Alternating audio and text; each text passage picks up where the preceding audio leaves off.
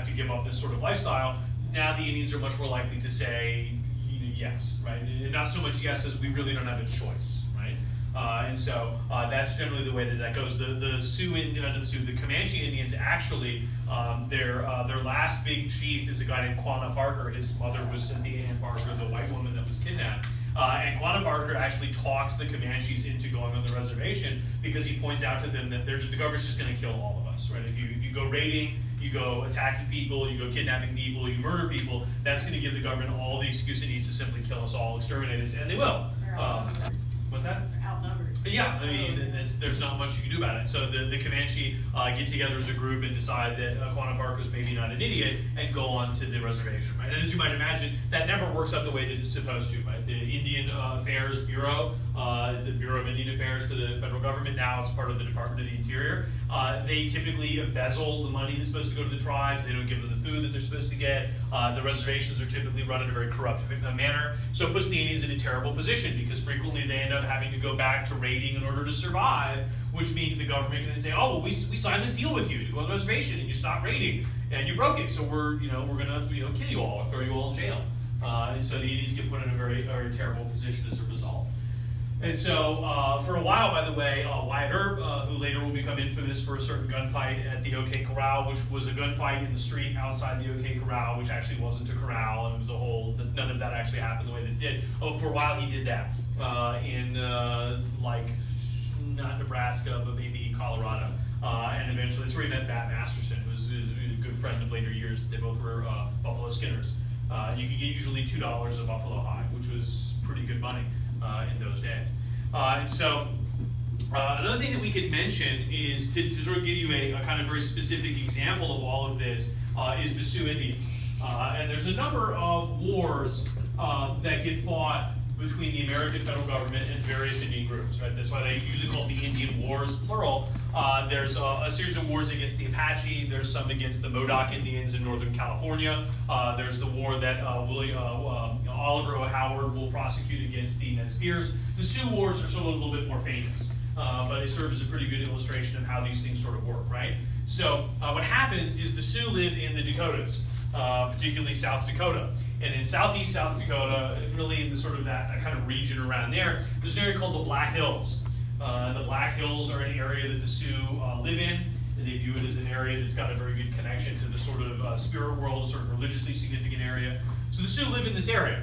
And along come settlers who discover, as you might imagine, the worst thing they could discover in this area, notably gold. And of course, what they say is to the Sioux, we want to mine the gold. And of course, very poetically, one of the Sioux who wrote about this wrote that he called gold the yellow metal that makes white men crazy. Right? That was the because they didn't understand. The Indians didn't really care about gold. It's not. They don't have great metal technology anyway. And even if they did have metal, they would rather have iron or copper as opposed to gold, which is soft. Right? It's not good for making arrowheads or anything. And so the Sioux sat and thought about it. They said, well, we might make some money out of this or make some advantage. And they said that the word they had for white men they called the Wasatchews. And they said the Wasatchews wanted originally just as much land that was fit between the wheels of a wagon. They wanted a road, right? They want a road to the place where the gold is. They dig up the gold and leave. And the Sioux said no. I said, no, thank you. We're not interested. We don't want to do that. And so they sort of refuse, right? Well, what happens is that wildcat prospectors, that is to say independent, unauthorized prospectors, start sneaking over into the Black Hills to mine the gold. As you might imagine, the price of gold is so high it's worth it, right? You bring some guns, you hire some guards, you go over, you mine as much as you can get, then you run away. And of course the Sioux start attacking these people. And so then the American government decides that they can't have that, so they send troops into the Black Hills. And that's when the Sioux leaders get together and decide in the 1870s to go on the warpath. And so the three big Sioux leaders are Crazy Horse, Sitting Bull, and Reins in the Face. And they decide that the only thing that they can do is go to war. And this is a picture of Sitting Bull, by the way. This is a very old picture of Sitting Bull. This is later than this is happening. It's much later.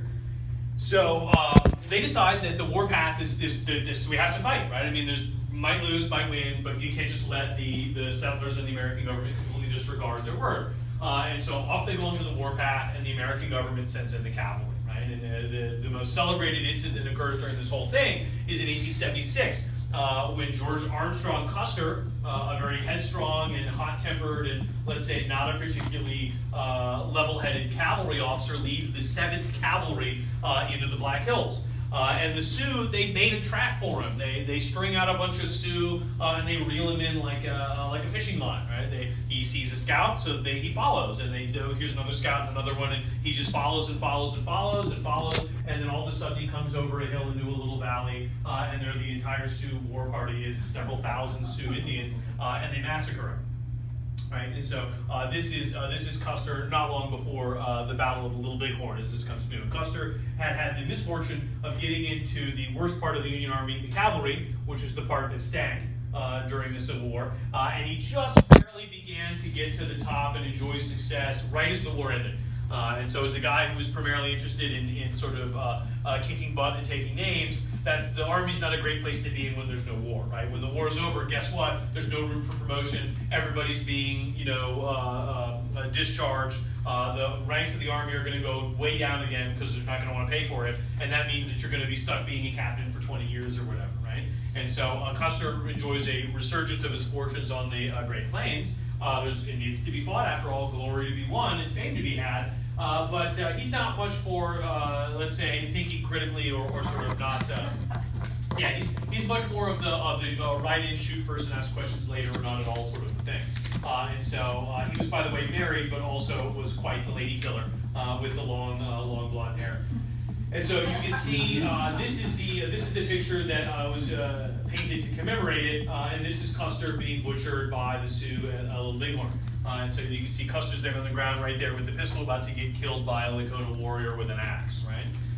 And so the entire 7th Cavalry goes missing and is presumed lost. And next year, by the way, this happens in 1876, the year of years that we've talked about a number of times. The next spring, scouts go back out to Little Bighorn and they find the 7th Cavalry. They find this valley full of bodies that had frozen in the snow. People were tied up in trees and they had knives inserted in their joints. People were scalped. They had people whose heads were hacked off. And they found all sorts of horrible mutilated things. The scalping, by the way, the Plains Indians didn't used to do that. They seem to have picked it up from the Indians east of the Mississippi River, and nobody's quite sure where they figured out how to do it. It's the Iroquois scalp people occasionally, but they didn't seem to do it until the 1500s. And so there's some wondering if that wasn't the thing that came around after they started fighting Europeans, the Spanish and the French, and the English back in the very early colonial days. The Comanche definitely never scalped anybody until the Europeans started expecting them to.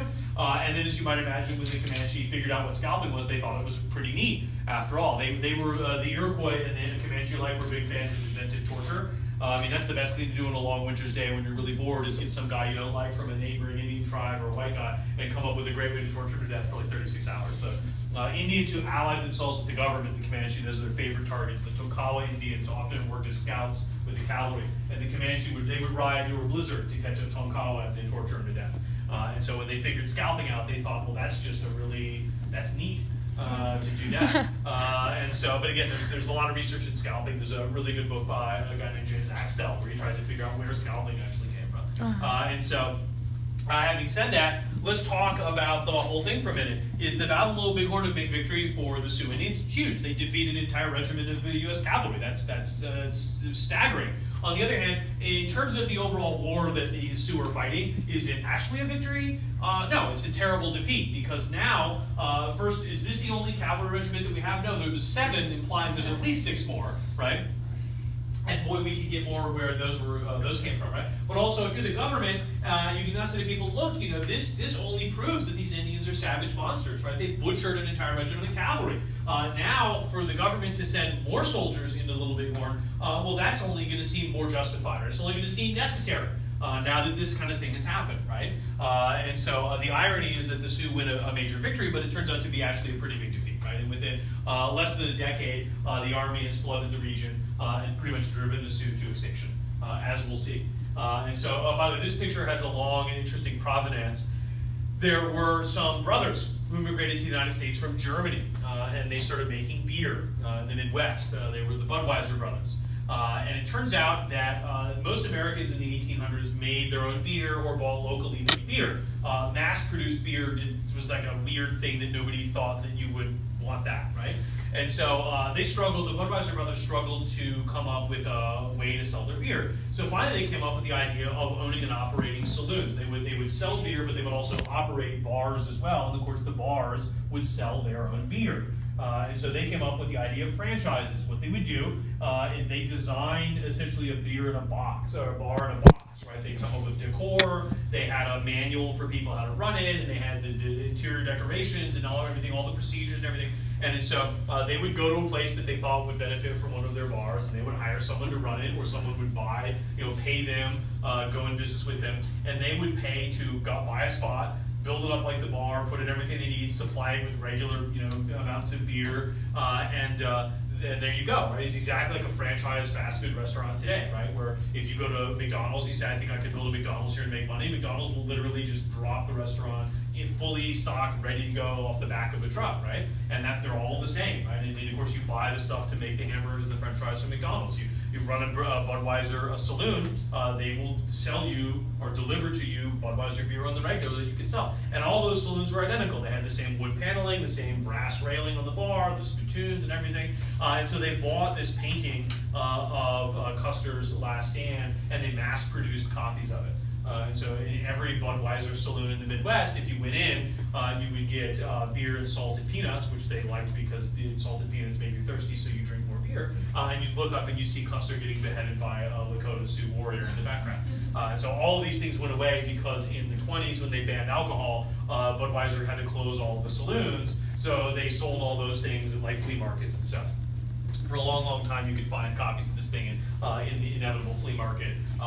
Somebody grabbed it when the saloon closed, right? And when Prohibition ended in the 30s, Budweiser didn't need to open saloons anymore. People had gotten so used to buying mass-produced beer that they just bought Budweiser beer anyway. Right? It was no big deal. But there's an interesting little side note about this particular picture. And so what happens to the Lakota Sioux and all three of the Sioux tribes? Well, basically the government applies the same kind of pressure to them that it has applied to other Indians. It's exactly what you'd expect. They kill the buffalo, they attack the Indians over and over with cavalry. One of the innovations that the cavalry do, the Union cavalry, the army, they get very good at operating on the plains. They get very mobile. They develop machine guns, which are invented during this period. The Gatling gun is American, the Maxim gun is used by the British. They get artillery that is so small, like the Gatling guns, it can be moved on the back of a horse. And be moved very quickly. They develop, they get good at canning food and supplies so that the soldiers can operate very far away from bases. The other thing that the cavalry does, and this is a thing that Sherman and Sheridan pioneers, the winter campaigns. They know that the Indians will hunker down for the winter where there's fresh water. They kill buffalo in the spring and summer, right? They know that. So what they do is they find those camps and they come back with a big cavalry regiment and annihilate the camp. And of course, the Union Army, the Federal Army at this point, they can operate 24/7, 365. Right? They don't need to worry about food. They're importing it from the east, or they're getting canned food brought out to them by railroad or whatever. And so they can operate in the freezing cold weather, blizzards, whatever. But the Indians can't. And so you end up in this war where it's the American Army versus the entirety of the Indians. Right? I mean, it's men, women, and children alike. Right? And so, as you might imagine, it's a bit one-sided. And as you can imagine, the Indians have weapons. They have bows and arrows for hunting and guns for fighting, but the Army has machine guns and artillery, right? And so, I mean, there's not much an Indian can do against something like a pocket howitzer. And so that proves to be a sort of shockingly effective way to bring very high levels of firepower to bear on the Indians. And so the government makes some attempts to mitigate the violence of it, but that's basically what it is. And the Sioux War in the 1870s and 80s is matched again by those other ones that we talked about, Howard and the Nez Perce, the Modoc Indians. The Modoc Indians in Northern California retreat all the way up to a big area of hot springs, and the government basically besieges them and then goes in there and kills them all. And so that's what they do. In the 1880s, in 1887, the government passes the Dawes Act. The Dawes Act is interesting. In all previous federal law, in so much as federal laws dealt with the Indians have been dealt with as members of a tribe. Going back to the early 1800s, Justice Marshall the first very, very important head of the U.S. Supreme Court, a guy who decided the most important Supreme Court cases in history. Marshall had argued a case before the case had been about the Jackson administration's Indian removal, and what Marshall had argued was that the Indians had what he called dependent sovereign nation status. They